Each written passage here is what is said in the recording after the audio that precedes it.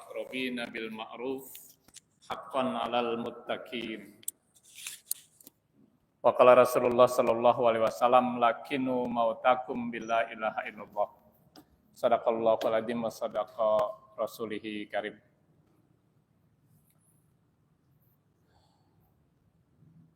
Puji syukur kita panjatkan kehadirat Allah Subhanahu wa taala. Alhamdulillah kita baru saja menunaikan salah satu kewajiban kita sebagai hamba-Nya, menunaikan sholat maghrib secara berjamaah dan dilanjutkan dengan taklim rutin dari ba'da maghrib sampai dengan isya yang dilaksanakan di setiap Rabu malam atau malam Kamis.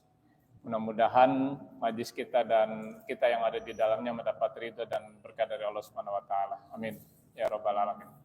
Salawat dan salam juga semoga tercurahkan pula kehadiran baginda Rasulullah Muhammad sallallahu alaihi wasallam pada keluarganya, sahabatnya, insyaallah juga kepada kita sekalian yang masih komitmen mengikuti ajaran dan sunnah-sunnah beliau. Hadirin dan hadirat jamaah Masjid At-Taqwa rahimakumullah. Tema yang ingin saya sampaikan pada kesempatan malam hari ini yaitu tentang kafiyatut tajhir. Ini ada dalam himpunan keputusan tarjih bab jenazah. Ya, kafiyatut tajhir itu artinya cara persediaan. Cara persediaan yang dimaksud adalah hal-hal apa yang perlu kita lakukan ketika kita mendapati orang yang sedang sakaratul maut. Inilah yang dimaksud dengan kafiyatut tajhir. Karena banyak saya dapati di masyarakat ketika mengurus jenazah, ketika akan dimandikan masih berpakaian lengkap. Ya, masih berpakaian lengkap. Ini pertanda ya, keluarga tidak memahami tentang kafiyatut tajhir. Atau kita dapati kondisi jamaah tidak dalam keadaan seperti orang sholat. Ya, tangannya terbentang, kakinya terbuka, mulutnya menganga. Itu kalau sudah lewat dari 1 jam, sudah kaku, sudah sulit untuk dikondisikan. Walaupun nanti ada metode yang bisa kita lakukan, namun tidak sempurna. Ini juga pertanda bahwa tidak memahami tentang kafiyatut tajhir. Karena itu kafiyatut tajhir ini perlu kita sosialisasikan di masyarakat kita, khususnya di kalangan warga besar Muhammadiyah. Saya sampaikan dulu item yang terdapat dalam kafiyatut tajhir, karena tidak mungkin kita bahas secara keseluruhan dalam waktu yang singkat. Jadi kafiyatut tajhir itu ada 12 item, ya saya sebutkan dulu, nanti baru kita tadaburi beserta dalil-dalil yang terdapat dalam himpunan keputusan tarjih. Yang pertama, idza maridu ahadukum falyasbir. Ya. Bila seseorang di antara kamu sakit, maka hendaklah ia bersabar. Jadi kafiyatut tajhir ini diawali dengan sakit. Ya. Kenapa item pertama tentang sakit? Karena umumnya orang yang sakit itu berakhir dengan kematian. Walaupun tidak semua kematian diawali dengan sakit. Gitu. Nanti kita uraikan. Yang kedua, wal ta'uduhu, ya, wal ta'uduhu itu hendaklah kita jenguk, ya, besuk. Kalau bahasa Depok, tengokin tuh orang yang sakit. Ini kafiyatut tajhir yang kedua. Yang ketiga, wa idza tudira falyuhsin jannahu billah. Bila ia hampir sampai ajalnya atau dalam keadaan sakaratul maut, ya, maka hendaklah ia tetap berprasangka baik kepada Allah. Baik yang bersangkutan maupun keluarga yang menghadapi keluarganya yang sedang sakaratul maut, hendaklah tetap berprasangka baik kepada Allah. Wal yusin billah. Kemudian yang keempat, wal yusi intaroka khairan.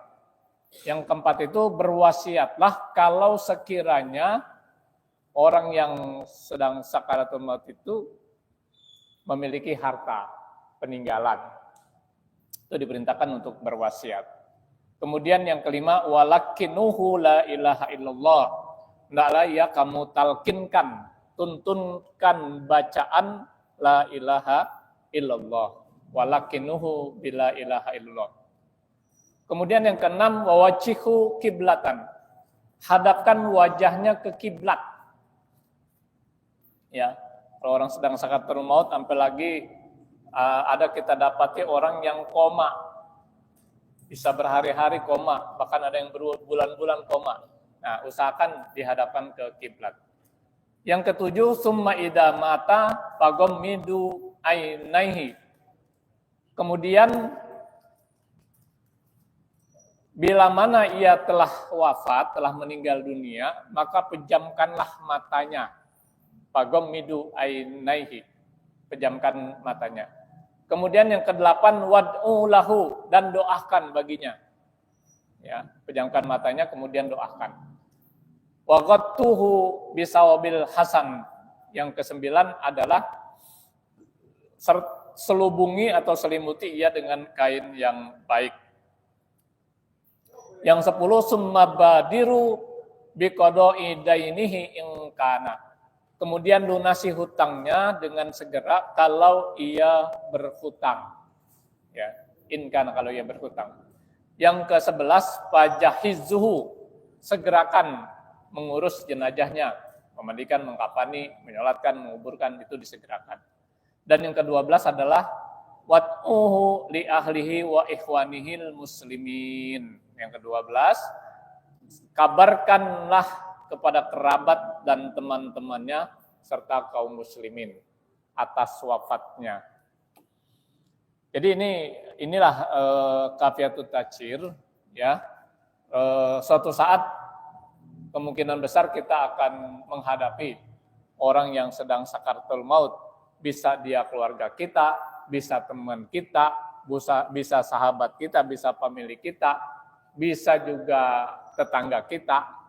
Nah, ketika itu kita hadapi, ya, inilah 12 hal yang perlu kita lakukan ketika kita menghadapi orang yang sedang sakaratul maut.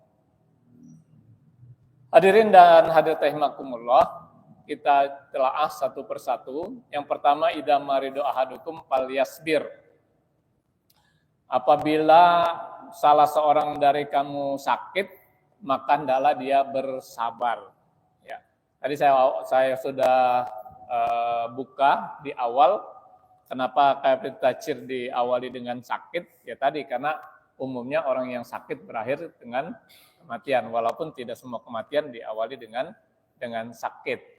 Nah, kalau kita bicara sakit, ya rasa-rasanya tidak ada di antara kita yang tidak pernah sakit. Tidak ada. Ya. Saya pernah berobat ke dokter, dokternya lagi sakit. Jangan heran. Kenapa? Karena dokter juga manusia, ya. Jangankan kita, presiden saja yang kesehatannya dipantau, dimonitor 24 jam, sakit. Presiden aja sakit, apalagi kita. Jangankan presiden, Nabi dan Rasul aja sakit. Ya. Nabi Rasul aja sakit. Apalagi kita, keponakannya aja bukan. Keponakan Nabi juga bukan. Ya. Nabi dan Rasul sakit. Kita tahu ada Nabi yang sakit sampai 18 tahun. Nabi siapa itu? Nabi Ayub sakit 18 tahun. Udah gitu penyakitnya penyakit yang orang segan dekat-dekat dengan dia. Kalau bahasa Depok, borokan. Borokan itu apa ya? Korengan. Ya. Korengan, borokan. Ya, orang ngelihatnya aja kalau bahasa kita jember. Jember apa jijik? Udah gitu baunya juga sedap. Ya. Jadi orang melihatnya aja ini ya, baunya juga seperti itu. Nabi dan Rasul sakit sampai 18 tahun. Apalagi kita keponakannya juga bukan gitu ya. Ya. Makanya ketika kemudian sakit menimpa seseorang, termasuk menimpa kita, yang pertama kita lakukan adalah kita harus sabar. Sabar itu bukan berarti meneng wae, ya. Meneng wae itu bahasa Inggris, ya. Diam saja. Kalau Allah menghendaki sembuh, akan sembuh. Ya, kalau kita tidak berikhtiar, bagaimana mungkin sembuh? Ya, jadi sabar tetap dengan berikhtiar. Ya, kalau sakit ya berobat, kalau kecapean ya istirahat, gitu kan, dan sebagainya. Ini didasari kepada hadis Rasulullah dari Abu Hurairah. Di hadisi Abi Hurairah radhiyallahu anhu anna Nabiya sallallahu alaihi wasallam qala man marido lailatan fasabara wa rido biha anillah kharaja minaz zunubihi kayaumi waladat ummuhu. Rawahu Tirmizi. Ya, ini dalil berkaitan dengan Kafiatut Tajir yang pertama, bila sakit dalam bersabar. Jadi dari Abi Hurairah, semoga Allah meridai kepadanya, Rasulullah SAW bersabda, man marido lailatan, barang siapa sakit satu malam saja, fasabaro, lalu dia bersabar, warido biha anillah, dan juga ridho kepada Allah Subhanahu wa taala, kharaja minad dzunubihi kayaumi waladat ummuhu. Terlepaslah ia dari dosanya sebagaimana pada hari ia dilahirkan oleh ibunya. Ya. Berdasarkan hadis ini, harusnya ketika kita sakit kita bersyukur. Kenapa? Karena dengan wasilah sakit, dosa-dosa kita diampuni gitu. Ya. Jadi kalau dengan catatan ketika kita diberi penyakit, kita ridho, ikhlas, ya. Walaupun tadi ridho, ikhlas bukan berarti diam saja, kita harus berikhtiar. Kan umumnya ketika sakit kita berkeluh kesah, itu sifat umum manusia. Kalau bicara kita ya termasuk saya, ya. Jangankan sakit yang parah, yang sangat familiar misalnya, saya terus terang orangnya itu gampang sariawan. Gampang sekali sariawan. Ya. Jadi kalau misalnya sikat gigi meleset dikit saja, udah sariawan. Ya. Makan kegigit sedikit ya sariawan. Itu baru sariawan aja sering ngeluh itu. Gitu. Apalagi saat makan. Ya. Sakit. Ya, baru sariawan doang. Belum kalau sari bengi. Waduh, kalau sari bengi tentu lebih parah lagi sari bengi. Gitu.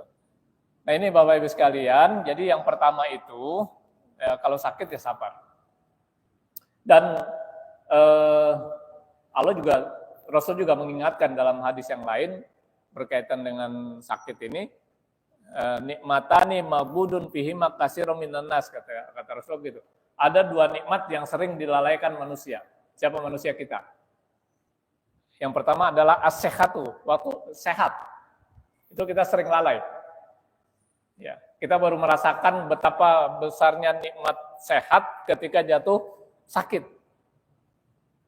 Kita baru bisa merasakan betapa besarnya nikmat bisa berjalan ketika sudah tidak mampu berjalan. Betapa besarnya nikmat bisa berbicara ketika sudah tidak mampu berbicara. Ya, harusnya tidak begitu. Makanya Rasul mengingatkan, sehat itu merupakan nikmat ketiga yang terbesar yang diberikan Allah setelah nikmat iman dan Islam.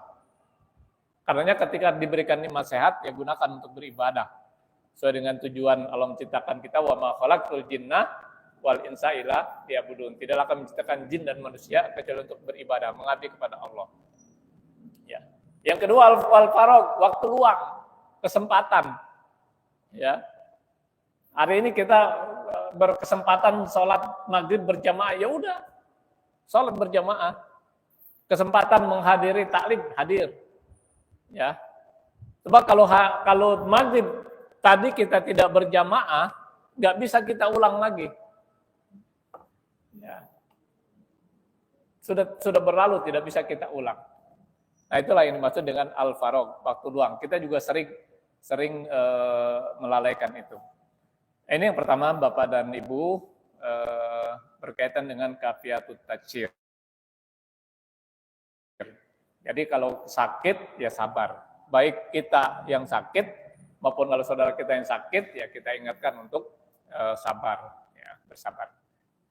Yang kedua, wal ta'uduhu, ya, wal ta'udu. Hendaklah kamu jenguk. Nah, ini jenguk. Kalau bahasa kita besuk. Kalau bahasa kampung tengokin. Ya, tengokin loh dia lagi sakit gitu kan. Ya, tengokin bukan dilongok. Ya, datengin gitu maksudnya. Ya. Ya, ini hadisnya sangat familiar bagi kita sebagai seorang muslim berkaitan dengan wal ta'uduhu, ya, adalah kamu jenguk. Ini juga hadis ini dari Abi Hurairah. Li hadis Abi Hurairah radhiyallahu anhu anna Rasulullah sallallahu alaihi wasallam qala haqqul muslimi 'alal muslimi khamsun. Nah, ini. Dalam hadis yang lain ada yang mengatakan situn. Ya. Ya. Haqqul muslimi 'alal muslimi khamsun. Hak orang muslim terhadap muslim lainnya ada 5. Ya. Hak muslim berarti kewajiban kita sebagai muslim kepada muslim yang lain. Ada 5. Yang pertama adalah radus salam, ya, menjawab salam. Mengucapkannya, menjawabnya wajib, menjawab salam. Jadi kalau ada saudara kita yang kita tahu persis dia sebagai seorang muslim, memberikan salam, ya harus kita jawab. Karena kita pahami salam itu merupakan doa. Ya, kita didoakan, ya kita doakan lagi. Kan maknanya luar biasa. Kita didoakan agar selamat, ya, mendapat keberkahan dari Allah Subhanahu wa taala, ya. Makanya yang bagus yang lengkap, ya, yang lengkap. Kalau yang mengucapkan salam singkat, ya kita jawab dengan lengkap, bagusnya. Ya, jangan main balas-balasan. Assalamualaikum, salam, main balas-balasan. Ya, ini sudah kita pahami. Kecuali kita paham dia non muslim memberikan salam, kan sekarang banyak ya. Bahkan pasif banget itu. Kita tahu dia non muslim. Ya, dalam sebuah hadis diceritakan jawab, tapi dengan jawab waalaikum, jawabnya itu aja, tidak pakai salam. Kalau kita tahu dia non muslim memberikan salam kepada kita, jawabnya waalaikum, semoga atas kamu. Apa atas kamu? Ya kita serahkan kepada Allah. Ya. Kemudian wa iyadatul marid, ya, mengunjungi orang yang sakit. Nah ini mengunjungi, mendatangi, melihat, nengokin, ya, yang sakit. Ya alhamdulillah sekarang ini terutama di kampung saya sana Kukusan itu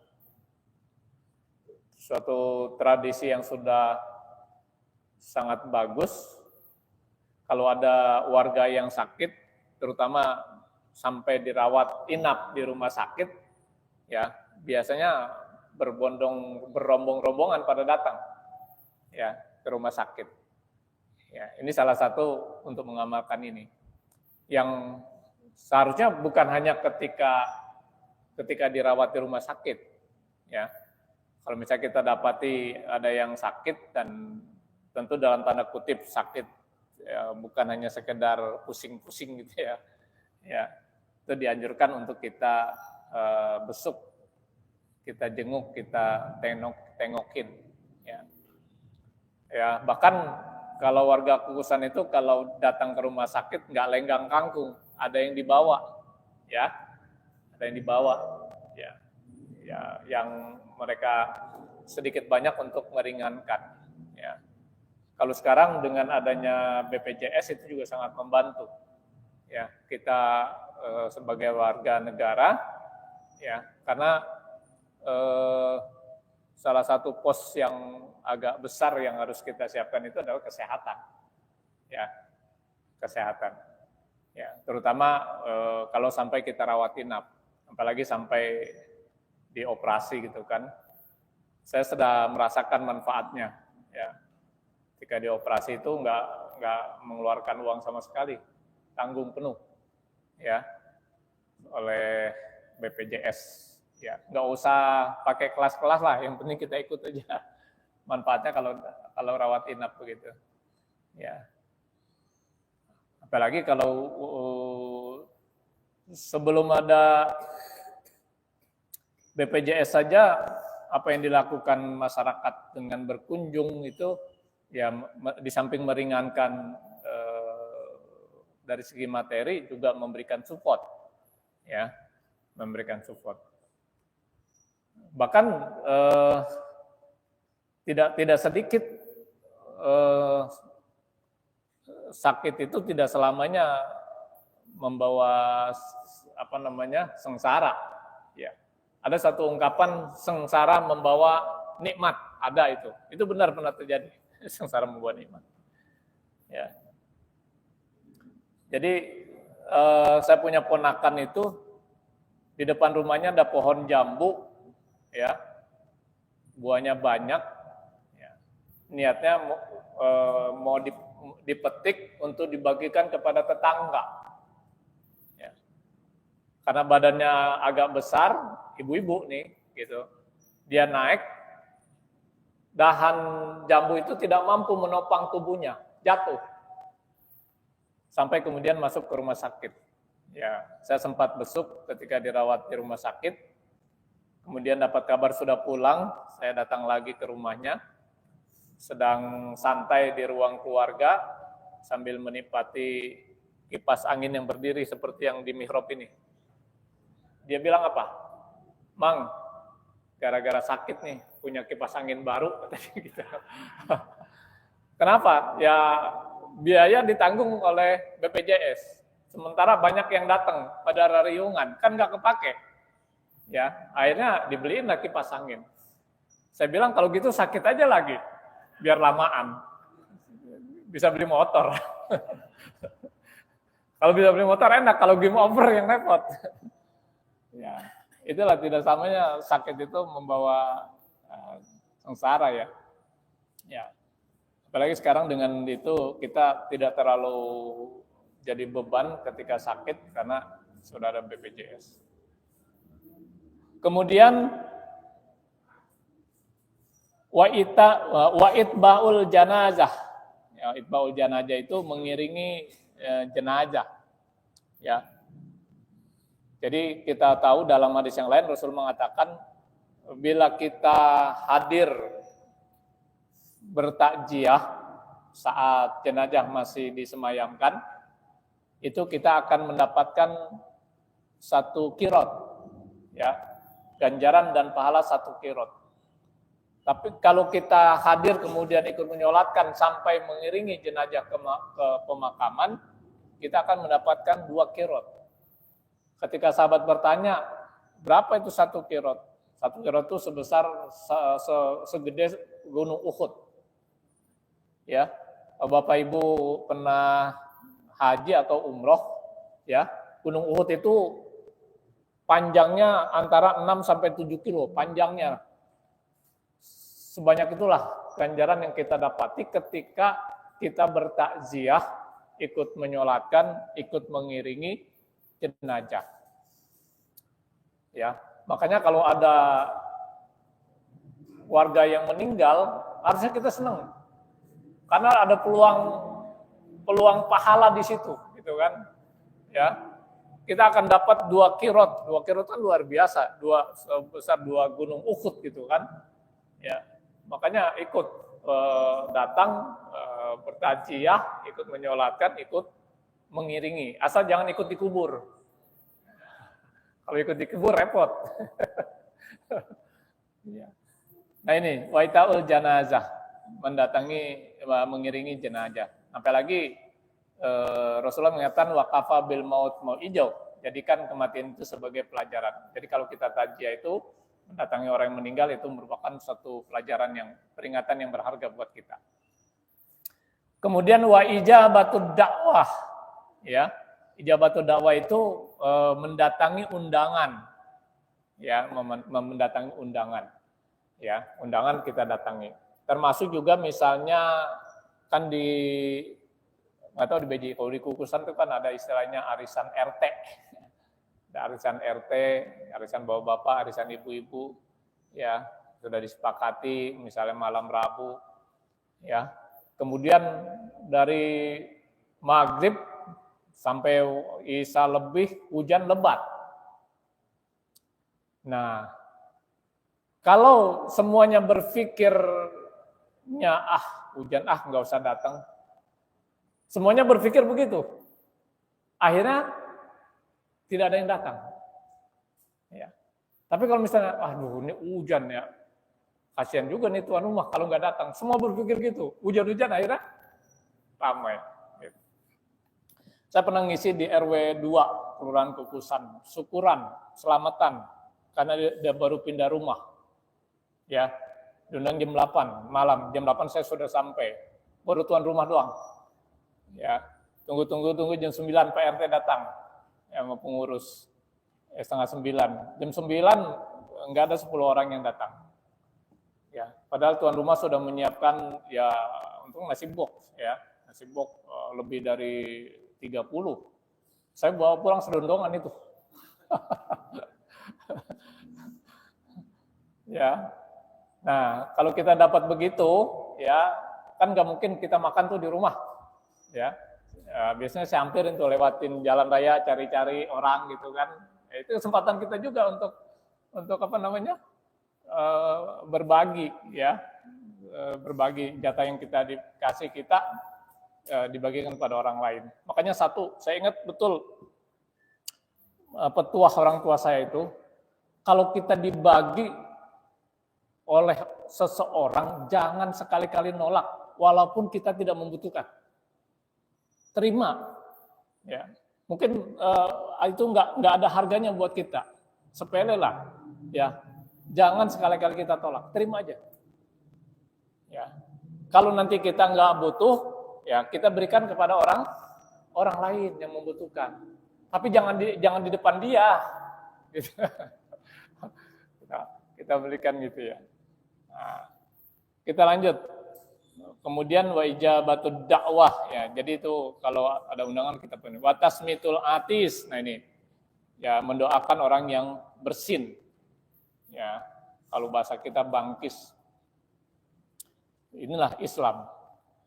Ya, makanya Rasulullah mengatakan al-Islamu ya'lu wa la yu'la alaih. Ajaran Islam itu tinggi, tidak ada satu ajaran pun yang dapat menandingi ketinggian kesempurnaan Islam. Kenapa? Sampai undang-undang bersin itu ada undang-undangnya. Dari kita bangun tidur sampai kita mau tidur lagi, bahkan dalam tidur itu sendiri sudah ada aturannya. Termasuk bersin saja ada aturannya. Kalau nggak tahu bersin, bangkis. Ya, kita merasakan betapa tidak enaknya kalau kita ingin bangkis, kemudian kagak jadi. Ya, makanya ketika bangkis, ya kita ucapkan syukur, alhamdulillah, dan seterusnya. Ini hadis muttafaqun alaih. Muttafaqun alaih itu diriwayatkan oleh Bukhari dan Muslim. Yang berikutnya, yang ketiga, kafiyat tajir yang ketiga adalah wa idah tudira fal yuhsin jannahu billah. Nah ini. Jadi bila ia hampir sampai ke ajalnya, ya sudah merasakan ajal sudah dekat, ya indikatornya gitu, sudah merasakan, ya, maka adalah ia tetap berprasangka baik kepada Allah Subhanahu wa taala. Nah, ini yang tidak mudah. Baik yang bersangkutan kalau dia masih begitu sakaratul mautnya masih agak eling gitu, ataupun keluarga, ya tetap berprasangka baik. Ya, karena saya pernah besuk itu ada warga yang sakit, koma di rumah sakit, ya sampai berhari-hari gitu ya di Fatmawati waktu itu. Pada saat dia kebetulan anak pertama, ya sudah selesai kuliahnya, punya skill di bidang sepak bola, ya itu ketika kita besuk itu bapaknya ya berkeluh kesah istilahnya, ya Ya, kenapa ya? Padahal dia orang tuanya rajin sembahyang, rajin menghadiri pengajian dan sebagainya. Nah, itu petanda dia tidak berprasangka baik kepada Allah. Ya, jadi harusnya tetap kita berprasangka baik. Bahkan ada satu doa ketika kondisi seseorang itu sudah sangat apa namanya sangat apa ya sudah kondisi sangat kritis gitu ya, dan dari segi logika rasa-rasanya, dari segi medis rasa-rasanya sudah sulit untuk diselamatkan, doanya itu ya, kalau memang baik ya segera sembuhkan, ya kalau memang baik bagi yang bersangkutan kalau memang mati lebih baik dimatikan gitu. Itu doa yang ketika sudah dalam kondisi tertentu. Ya. Jadi intinya kita harus berprasangka baik, walaupun misalnya apa yang kita minta, ya kita ingin keluarga kita sembuh, tapi fakta dan realitanya justru sebaliknya, tetap kita harus berprasangka baik karena Allah lah yang tahu persis. Kita hanya bisa menduga-duga, ya mungkin itulah yang terbaik. Ya, kalau misalnya dipanjangkan umurnya, mungkin banyak ketidakbaikannya sehingga dimatikan oleh Allah Subhanahu wa taala. Intinya apapun yang terjadi meskipun tidak sesuai dengan harapan kita, bukan harapan kita di sono gitu ya. Itu kita harus tetap berprasangka baik kepada Allah Subhanahu wa taala. Kemudian yang keempat, wal yusin intaroka khairan. Nah, berwasiatlah kalau dia meninggalkan barang milik atau harta. Tadi dalam salat saya bacakan surat Al-Baqarah, yaitu salah satunya ayat 280. Kutiba alaikum idza hadara ahadakumul maut in taraka khairanil wasiyatu lil walidaini wal aqrabin bil ma'ruf haqqan 'alal muttaqin. Ya. Kutiba alaikum, diwajibkan atas kalian, idza hadara ahadakumul maut, jika maut seseorang sudah dekat, ya, hendaklah dia berwasiat kepada kedua orang tuanya, kepada karib kerabatnya dengan cara yang baik. Hakun 'alal muttaqin, itu sebagai apa namanya kewajiban atas orang-orang yang bertakwa. Ini wasiat ini penting ya Bapak Ibu sekalian. Kalau kita memiliki harta, apalagi kalau misalnya kan ada orang yang dari segi ekonomi sangat mapan tapi tidak punya keturunan. Ya, akhirnya dia mengangkat apa istilahnya kalau mengangkat anak itu adopsi. Dalam hukum waris kita pahami bersama, anak angkat itu tidak berhak mendapat warisan. Nggak berhak mendapat warisan anak angkat. Ya. Sementara mungkin dari sejak kecil kemudian sampai besar dan anak itu ngurus orang tua angkatnya sedemikian rupa, ya sudah seperti orang tuanya sendiri. Kalau misalnya nanti tidak ada wasiat,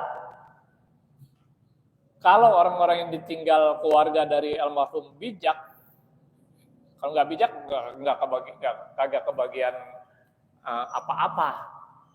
Ya, padahal dia sudah mengurus orang tuanya walaupun orang tua angkat sedemikian rupa. Ya. Nah, inilah pentingnya wasiat. Ya, wasiat. Atau saya ingat betul orang tua saya itu pesannya begini. Nanti kalau Bapak meninggal berkaitan dengan warisan, atur sesuai dengan agama. Nah, kan ada orang yang nggak mau seperti itu, gitu kan? Atur sesuai dengan agama, udah aman gitu.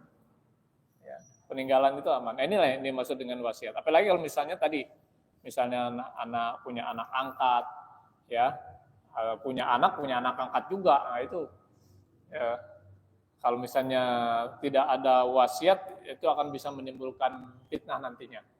Ya, fitnah dalam arti menjadi ujian harta yang ditinggalkan. Ya. Yang kelima, walakinuhu la ilaha illallah. Nah ini, ya. Kelima ini adalah ya kamu talkinkan, tuntunkan bacaan orang yang sedang sakaratul maut itu la ilaha illallah. Jadi talqin itu ya kalau berdasarkan himpunan keputusan tarjih ini diajarkan untuk orang yang sedang sakaratul maut. Ya, bukan ditalkinkan orang yang sudah meninggal dunia. Kalau orang yang sudah meninggal dunia kemudian ditalkinkan, dia nyaut. Repot kita. Tuntunin la ilaha illallah, dia nyaut la ilaha illallah. Wah. Gitu. Jadi orang yang sedang sakaratul maut itu dianjurkan untuk dibimbing, dituntun ucapan tahlil, ya la ilaha illallah. Tidak ada Tuhan selain Allah. Dibisikkan di telinganya, didekatkan perlahan-lahan sampai dia mampu ya mengucapkan kalimat tauhid tadi. Karena dalam hadis yang lain dikatakan bila seseorang meninggal dan mampu mengucapkan la ilaha illallah dawalal jannah, dia akan masuk surga. Ya. Namun demikian bukan berarti refleks, tidak. Kemudahan itu didapat ketika tercermin dari amal soleh yang dilakukan oleh seseorang. Kalau gitu gue ngapalin itu aja dah, atau sering-sering nyebut itu aja, ya biar nanti pada saat meninggal. Ya. Tapi kalau misalnya tidak beramal soleh, ya walaupun kalimat itu pendek, ringan, singkat, ya tidak mudah untuk bisa kita mampu mengucapkan kalimat tauhid. La ilaha illallah. Tidak ada Tuhan selain Allah. Kemudian wawajjihu kiblatan. Ya. Hadapkan wajahnya ke kiblat. Nah, ini berdasarkan hadis Rasulullah SAW.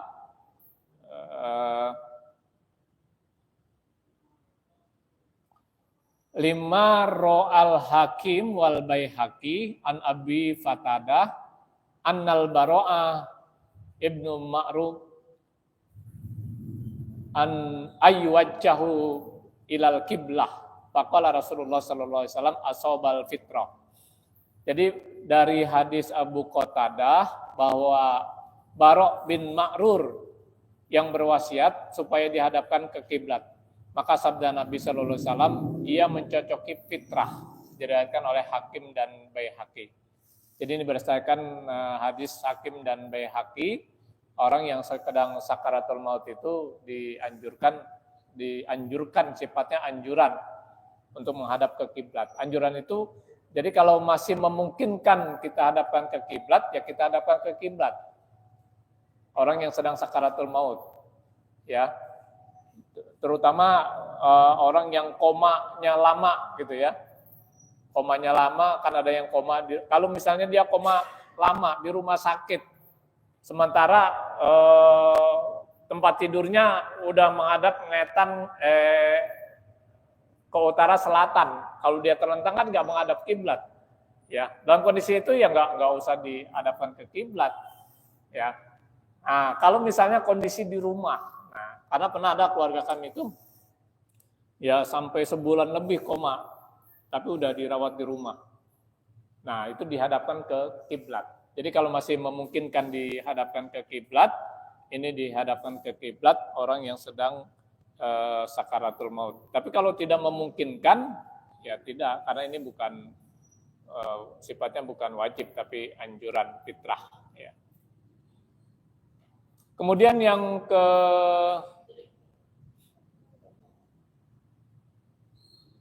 7, ya. Yang ke-7, summa idza mata faghammidu ainaihi. Kemudian bila ia meninggal, maka pejamkanlah matanya. Nah, ini Bapak Ibu sekalian nih yang sering kami dapati di masyarakat. Ini ketika mengurus akan memandikan jenazah, matanya belum rapat. Ya. Matanya masih terbuka. Ya. Kalau terbuka mungkin enggak ini ya. Kalau lebih dari terbuka apa ya? Melotot. Melotot. Karena ini berdasarkan hadis ya. Ini poin ke-7 dan ke-8. Hadis ini untuk poin ke-7 dan ke-8 dari Ummi Salamah qala dakhala Rasulullah sallallahu alaihi wasallam Abi Salamah wa qad sukka basarahu fagammadahu. Summa inna ruha idza qubido tabi'ahul basar. Ya. Mengingat hadis Ummi Salamah, katanya Abi Salamah di waktu sampai pada ajalnya, padahal matanya celik, maka beliau memejamkannya. Kemudian Nabi bersabda, sungguhnya ruh kalau dicabut diikuti oleh pandangan mata. Ya, pandangan mata. Ya, jadi gambaran ruh dicabut itu kan dari ubun-ubun gitu ya. Ya, ditarik ke atas, diikuti pandangan mata, sehingga matanya ke atas, terbelalak gitu. Ya, tidak semua, ya. Banyak yang kita dapati orang yang ketika meninggal itu seperti orang tertidur. Ada juga. Ya, tapi memang secara umum begitu. Kata Rasulullah, ketika ruh dicabut dari seseorang diikuti oleh pandangan mata. Nah, ketika kita mendapati orang yang seperti itu, segera pejamkan matanya dengan cara diusap. Ya. Sebab kalau sudah 1 jam sejak ruh terpisah dari jasad, dari badan, itu sudah susah. Ya. Bahkan bukan hanya mata yang dipejamkan, ya, diposisikan jenazah seperti orang yang akan sholat, tangannya disedekapkan. Kalau di sini berdasarkan hadis ini diikuti pandangan mata, kalau matanya ke atas, umumnya mulutnya terbuka.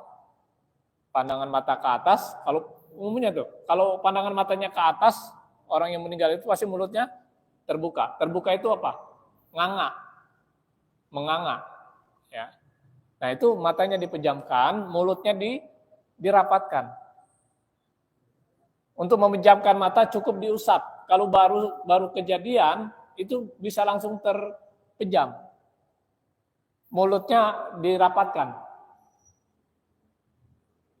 Hanya yang jadi masalah kalau mulut ini banyak yang kejadian itu ketika sudah dirapatkan, dilepas, terbuka lagi. Dirapatkan, terlepas, terbuka lagi. Solusinya dengan apa? Dengan cara diikat ke kepala sini.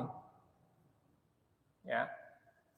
Agar supaya ketika jenazah ini kaku, mulutnya sudah tertutup. Gitu. Inilah pentingnya kita kafiyatut tatsir itu. Ya. Terbuka kemudian diikatkan ke atas supaya tertutup. Tangannya dirapatkan, disedekapkan, ya. Ada yang kalau sudah disedekapkan seperti orang sholat itu dia kembali lagi, ngampleh bahasanya, ngampleh lagi. Ada juga yang langsung begitu ada. Nah ketika itu terjadi diikatlah tangannya sebelum kaku diikat. Kemudian kakinya dirapatkan, ya. Nah, diikat juga, betisnya diikat supaya lebih sempurna, jempolnya diikat juga. Dengan catatan, nanti kaitannya seluruh pakaian yang melekat di badan itu dibuka. Ya. Kalau yang namanya seluruh, ya termasuk jeroannya, jeroan itu maksudnya CD-nya kalau pakai dalam dibuka. Ya. Semuanya dibuka, pakaian yang melekat, ya segera dibuka, ya kemudian dikondisikan jenazah sedemikian rupa, matanya ditutup, mulutnya dirapatkan, kemudian tangannya disedekapkan, kakinya dirapatkan, ya pakaiannya dibuka, kemudian diganti dengan selimut yang bersih, ya selimut yang bersih, ya usahakan bagian kepala dengan kain yang lain, ya. Biasanya dengan jilbab putih yang tipis. Nah, tujuannya apa? Bagian kepala berbeda selimutnya dengan yang lain. biasanya ada orang yang ketika takziah ingin melihat wajah yang meninggal untuk yang terakhir kalinya. Ya. Ada yang seperti itu. Ingin melihat. Jadi dengan kain yang berbeda, kalau kita ingin melihat wajahnya, cukup mengangkat kain penutup mukanya saja. Sebab kalau dengan satu kain, ya akan terbuka semua. Makanya gitu, diselimuti dengan kain yang bersih, poin ke-9 itu, ya kemudian bagian muka dengan kain yang berbeda, ya supaya ketika orang ingin melihat yang terakhir kalinya itu cukup membuka bagian kepala saja, ya bagian kepala saja. Bahkan berkaitan dengan menutup mata, menutup mulut, ya ada yang saya pernah dapati itu, ya, menurut medis itu, kalau orang yang meninggal itu punya penyakit menular, nah pada saat jenazah meninggal itulah kuman yang ada, virus yang ada di jenazah itu akan keluar. Ya. Makanya pernah saya baca, nggak tahu nanti Pak Jinawan benar apa enggak, ya salah satu solusinya itu adalah ditutup hidung dan mukanya, hidung dan mulutnya. Ya, salah satunya, tapi saya pernah praktekkan itu. Karena ada warga yang meninggal TBC itu, saya pernah baca itu, saya suruh praktekkan dengan dikasih telur dadar, ya, yang menutup bagian hidung dan mulutnya. Karena telur dadar itu akan menyerap virus-virus yang akan keluar dari tubuh jenazah. Dan pada saat itu saya berada di lokasi, ada tokoh masyarakat Kukusan, ya ketika takziah ingin melihat wajah yang terakhir kalinya. Pas dibuka, mulutnya tertutup telur dadar, kaget. Nampak ekspresi wajahnya nampak kaget gitu ya. Ya, saya tahu benar apa enggak, tapi saya coba praktekkan itu. Ya, karena saya tahu persis yang bersangkutan kena TBC yang belum sembuh gitu ya. Itu satu gambaran. Jadi Bapak sekalian, ini tentang Kafiatul Tadsyir ini memang perlu kita sampaikan di masyarakat, ya, termasuk yang tadi menyegerakan pengurusan jenazah ini. Kalau di Muhammadiyah sudah luar biasa, ya, untuk segera diselesaikan. Yang belum di kita ini yang belum adalah ketika orang meninggal segera dimandikan, itu belum. Ada di beberapa tempat, di beberapa daerah, jam berapapun orang meninggal langsung dimandikan. Dimandikan, dikafani, baru disemayamkan. Sehingga ketika ada orang datang takziah, jam berapapun dia datang, dia tidak hanya mendoakan, tapi bisa langsung menyolatkan. Kalau kita kan enggak, mau dikubur jam berapa nih? Jam 10, jam 8 baru diproses mandikan. Sehingga ada orang yang ketika sempat datang pagi takziah, nggak bisa menyolatkan, karena jam 10 dia nggak bisa waktunya. Nah, mungkin itu perlu kita tiru, ya.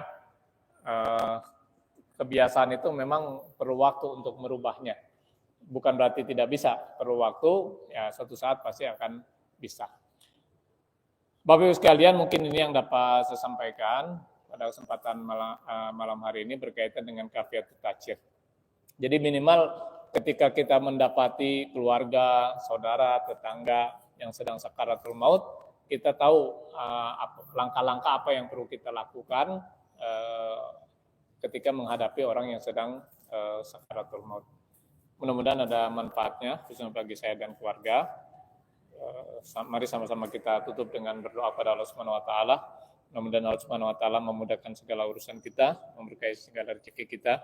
Jadikan anak-anak kita anak yang soleh dan soleha, yang taat beragama, berbakti kepada kedua orang tua, berguna bagi masyarakat, bangsa, serta agama. Rabbana atina fid dunya hasanah wa fil akhirati hasanah wa qina adzabannar. Wabillahi taufiq wal hidayah. Assalamualaikum warahmatullahi wabarakatuh.